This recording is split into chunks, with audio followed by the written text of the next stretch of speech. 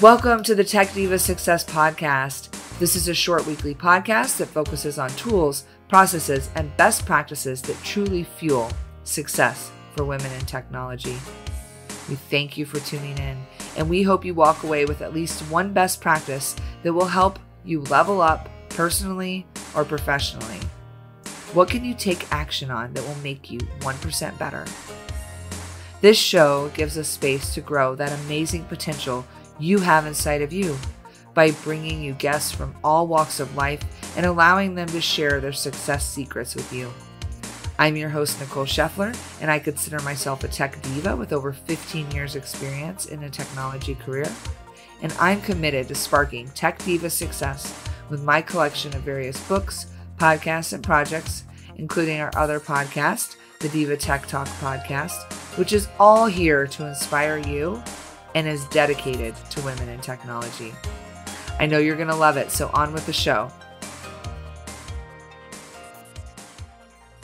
Welcome back to the Tech Diva Success podcast. I am so excited to be on today with Juman Doleh-Alomary. She is a very successful and experienced cybersecurity and IT executive. In fact, she serves today as the Director of IT Audits at Wayne State University. So we're really great to have her on the show. Her results-oriented approach and very collaborative leadership style have allowed her to achieve many innovations in the realm of cybersecurity around both platforms and systems in many different industries. In fact, that is something very special because she started at Ford Motor Company, where she led global teams on implementing manufacturing systems and platforms and ERP and risk management. And that's when she came onto Wayne State in around 2007. So she's established an entire amazing audit practice, which is not always the most exciting thing, but it is when you get it right.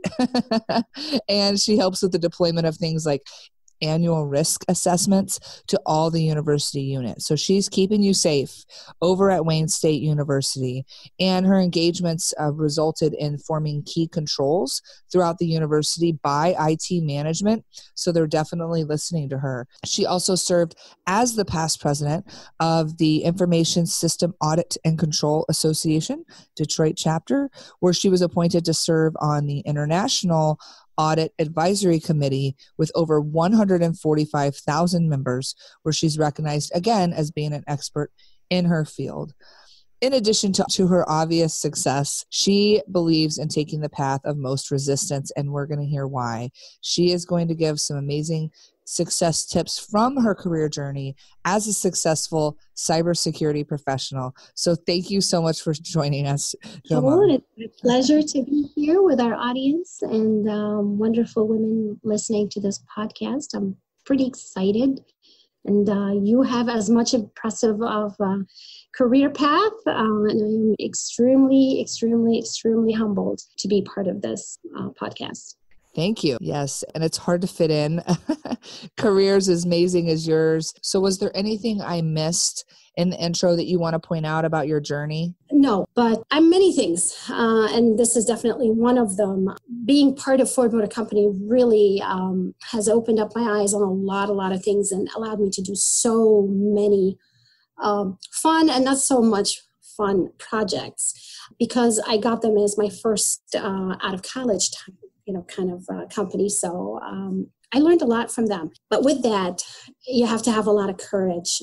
There weren't as many women in the field that we're in at the time. And quite a bit of my assignments at Ford were kind of like, why would somebody take this assignment?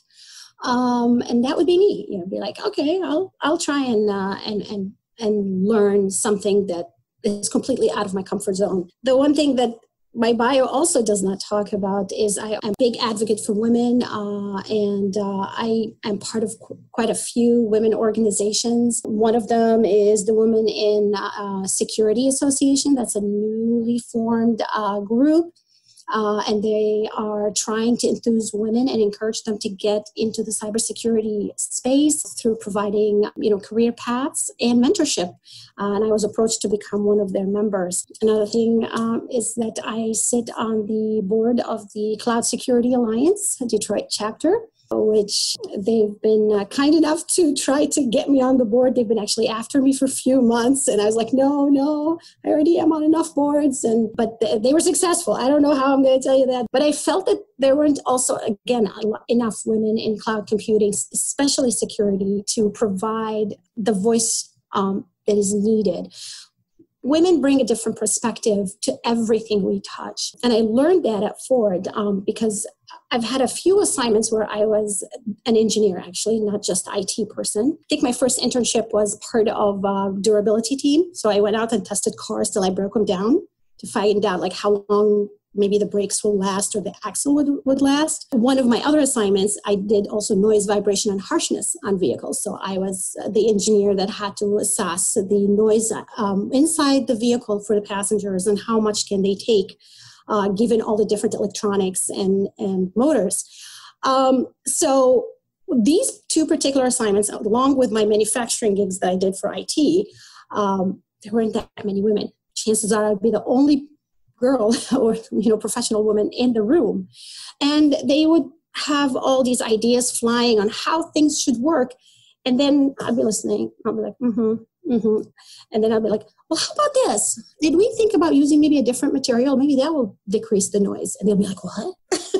We didn't think about that. It might be lighter. Like as a woman, I would like things to be lighter. So it's that kind of feedback that you're like, oh my God, like we never really thought about this. It's a great idea. Let's pursue it because it might be easier to mold plastic than it is to put together or, kind of cut any metal. So there were some good ideas. And again, we bring in different perspective. And that has helped me very much indeed into my IT career path. I was lucky again to work with quite a bit of women throughout my career. So I had great mentors. So that's one thing I would definitely recommend to every person, woman and child, get a mentor. And it doesn't have to be one mentor. It's not an exclusive relationship here. You could have a mentor for multiple things across your career. I have a mentor for audit. I have a mentor for security. I have a mentor for cloud. I have a mentor for how to network. I have a mentor for how to collaborate better. Just get out there and find the person that you believe you can definitely learn the most from in that particular skill or that particular area of expertise. Because I didn't become a cybersecurity overnight. No, I was a technologist, like for the longest period of time, deployed all kinds of material. And had I not been thinking about security in the process, that morphed to where I am today. And I had good mentors, I had good coaches.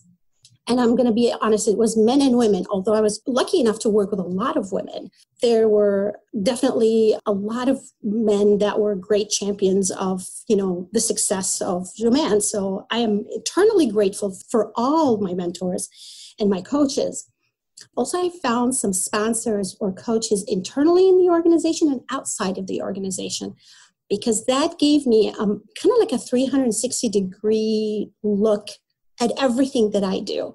So let's say cloud security, right? This is something new and that's what we're going through right now. I have internally experts in that area that I go to when it kind of comes down to the point where, okay, this particular technology right there, this piece I can't get, they will be able to give me that information. And from the outside, they will provide me also from cloud security, what different strategies work, what doesn't work, given the size or the scope of the project. So be flexible in that arena and be open to having multiple mentors and coaches to kind of, get you going on your career path. Let's unpack a few of those ideas. I like to refer to what you're saying as a personal board of directors. Because you kind of have this variety of mentors for different things, and both getting mentors and being mentors is important. And I love what you said about women in cyber and being a part of that board. It's good for all listeners, all women in tech, to realize the great amount of demand and opportunity that's upcoming in the cybersecurity and security area. for women, but for everyone, the amount of jobs that we're going to need to fill to keep that industry moving. And then cloud security, gosh, I mean, with everything moving to the cloud, how important is that when we look at cloud continuum and everything that's happening in the space? And then to wrap it, I loved hearing what you said about diverse ideas and how your perspective as a woman helped them think about things differently, which is a big passion of mine as to why we need more women in tech and more diverse ideas, because they unlock innovation. And throughout this whole time, again, trying to figure out what would be the best way to be more collaborative. That also adds to your credibility and trust. We are in the trust business, right? I keep telling people that. That's one of my statements all the time. Two things I say all the time, really. One is, how can I use security to be a competitive advantage? How can I use that as something that I can sell my service, or I can sell my product, or, in the university realm, how can I give assurance to parents that their kids' information is secured? That's part of what we do. I work very closely with the CISO and the IT team to provide the best guidance and strategy on how we can do this correctly. So collaboration is huge. Don't feel like you're pressured to do it all by yourself. There's a ton of people waiting to hear from you to help you.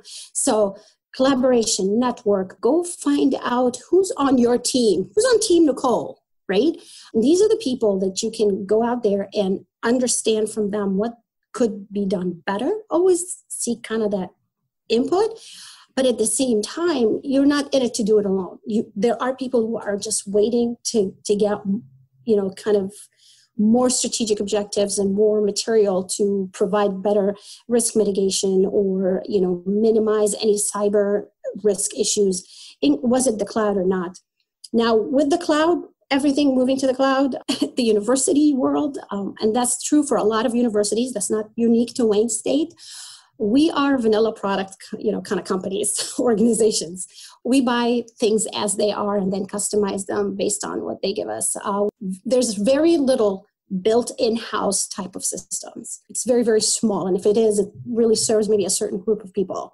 For the most part, we buy, exactly the product, ERPs or, travel systems or purchasing systems, whatever they are, they come as they are, and we just add the Wayne State and do all the kind of nice connections for integration and data reporting and all of that. But for the most part, we buy it.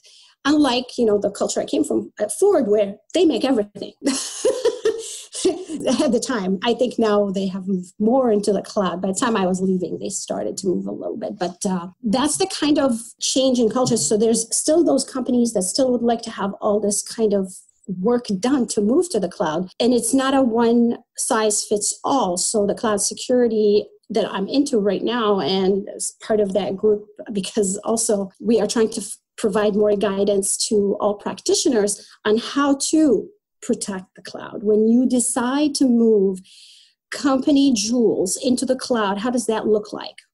Okay, how is it going to be used so we can protect it better and have that competitive advantage with cybersecurity, so you can move with confidence kind of into the cloud. There are so many solutions out there, and as a practitioner, as a woman, you try to kind of see, okay, how can I, we're multitasking, so how can I make it easier? What is the best way to provide a path for digital transformation like this? Actually, that is part of my PhD studies at this point, because I'm a student now, as PhD student. I'm almost done. But that is part of my study, is how can I provide some type of a path for C-suites with the cybersecurity team to kind of move together into the right direction to the digital cloud or digital, whatever transformation they need to do. So as a woman, you bring a different perspective, because you are not just thinking about the techie, electric, little engineering, maybe computer engineering type of thing, the hardware, or how am I going to patch it up? And being more strategic takes a lot of time. It takes a lot of effort. It takes a lot of collaboration. But also, we bring in the tough questions about if my kids' information is in there, what would I do? That's the kind of how much we are invested. Or if my company's crown jewels, if I'm into, intellectual property material, how can I protect that? This is mine in the cloud. So we will provide that additional layer of security that is not just mechanical, but more also strategic and probably looking further down the line, more of kind of long-term strategic objective. And doing all of that did not come easy. It came with the path of most resistance, as I was saying to you earlier. Most people would say, well, I guess the saying says, go with the path of least resistance, just go with the easy path. And that is nice and hunky and dory and everything, maybe for about 50% of the time, let's say. I'm going to be conservative here. But the other 50%, that's not the case. That's why people abandon a lot of good ideas. And that's why a lot of people abandon tough decisions and tough things that they have to do. And I found out very quickly back when I was at college, actually, that, okay, if the path of most resistance is the one that's going to give me more opportunity on the long run, I'm going to take it. Most students, and I'd say that with a lot of love, do not really think that much of a long term, but I had to because I came, or during the time at college, I had to work full time. So I did not experience college like normal students. I was working, and the days I was off, I'm going to class. So it was grueling. So I had to figure out a way to take me just out of this grunt. And that was why, I thought about it. So every time at the office, some assignment comes up that seems really impossible to do. And I'll give you an example of that later. I'd be like, okay, I'll do that. And they'd be like, how is she going to do that? What? Who wants to do that? And one of those examples is when we were doing an enterprise resource management system deployment at Ford Motor Company. Back in the day when I was there, we had like 7 or 8 brands under the Ford Motor Company. So we had like Land Rover, Jaguar, Aston Martin, the Ford Lincoln, right? Mercury. I mean, you name it, it was there. It was Volvo. We had so many different brands. And at the time, we were supposed to deploy this ERP for the whole entire company. So we can have consolidated financial statements, consolidated budgeting, consolidated administrative work, really, across the company. So we don't have duplication across the company. Part of that project, I thought to myself, okay, I can do that. I can do supplier deployment. And we looked at different paths of how to get the supplier bought into the ERP, because how am I going to go and say, hey, Lear, or, Visteon, you're going to have to do this system in order for you to get orders from us. We are not doing this batch thing that we used to do before to send you orders of how many parts that we need for this particular model of vehicle. That took a lot of work. And people said, how are you going to do it? There's no way you can do that. How are we going to move our top suppliers on this system? They already, don't like Ford because we keep asking them to cut cost and do all these kind of things. And there's no way you're going to do it. I said, okay, well, I'll figure it out. So I did what I called it a registration fair. So I made it like a carrot, kind of, you get more people with honey. And that's really what I did. I made the system look so attractive that it's in their benefit to be part of the system. So we will get their orders, we will get our orders to them faster and have little inventory, and, customer delivery would be much better. Satisfaction on both sides, including payments. So they were like, really? You're going to pay us better? And they're like, yes. So you're looking at like global companies, how am I going to deploy somebody in Sweden and Australia and China and all of those? So we did it. I had put together a plan, had an amazing team that just executed one by one. I believe at the end of the deployment, I had close to 95% deployment for all the suppliers at the time that were given to me on that particular system. So it was not the best assignment compared to my colleagues when they were like, really? She's going to do that? What? Who's going to do this? Like, nobody's going to do this. And they're like, okay, bring it. It's kind of almost like a challenge. But it has served me a lot. I think a lot of assignments, I feel it's the path of most resistance. Not a lot of people are going to be there. So maybe you can call it also like there isn't that much competition. There's no one else to kind of get it. So I was like, okay, I'll take it. And if you really do a great job, people will recognize it because they knew it was a very tough job to start with. So don't be afraid to take the path of most resistance. It might really pay off. And it does actually pay. And it sounds like it paid off for you personally and stepping, let's say, outside your comfort zone and going the extra distance. But it also paid off for your career because you found a lot of success in elevating and moving forward in your career from leaders recognizing that. Thank you. Actually, that was one of the reasons why I ended up in audit, because of the fact that I had that security mindset. At the time when I moved to audit, it was SOX compliance requirement. We just got Sarbanes-Oxley in, and there wasn't that much of an interpretation of what are we supposed to do. At the time I was doing, I believe, warranty systems for Ford Motor Company, and they said, well, we're going to have to stop everything and we're going to become compliant. And I said, okay, give me more information. Like, what compliance? Here's the law. Read it. I was like, okay. So I read the law together plan based on what, I'm thinking, like, I can defend that. I can defend my work. If they said this does not look right, I was like, I can defend that. So did the testing, finished it up. Somebody noticed and they said, Juman, we would love to have somebody like you come into internal audit to review security and controls for application. We have a lot of auditors that do infrastructure audits really well. Like they can do database, AS400, if you remember that, or some of us still have that, I'm not sure.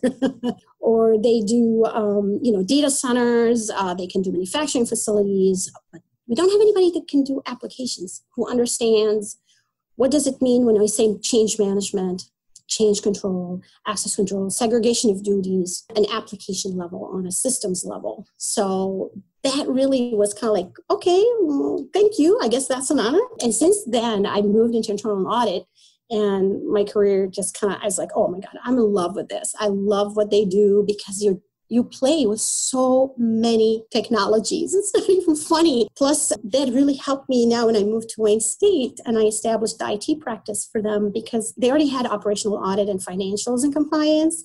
So I came in, and in the interview, they were so enticing. They're like, my boss at the time, she had a blank page. She's like, you get to do anything you want. It's blank. You can do whatever you want. So that really was one of the assignments that I kind of think that I'd love to do. And as I said, that wasn't easy, right? Establishing a complete practice, that's not easy.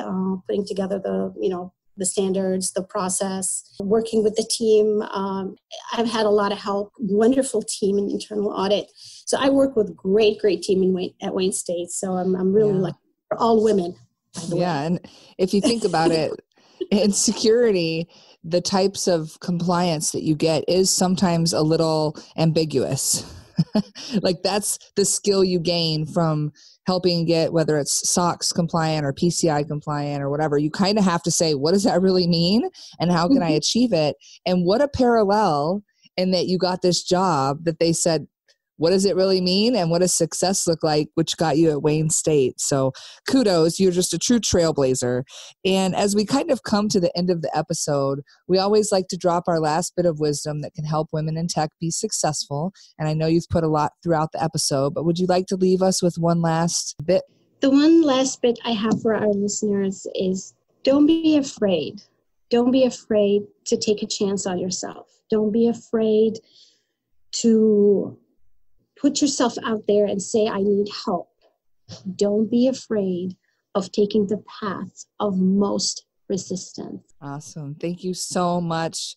And if people would like to get a hold of you, what's the best way to do so? I'm at wayne.edu. You can search my name. That's the only Juman over there that exists. Shoot me an email. I'm also on LinkedIn. But if you attend any of the Information System Audit and Control Associations, which is ISACA, short.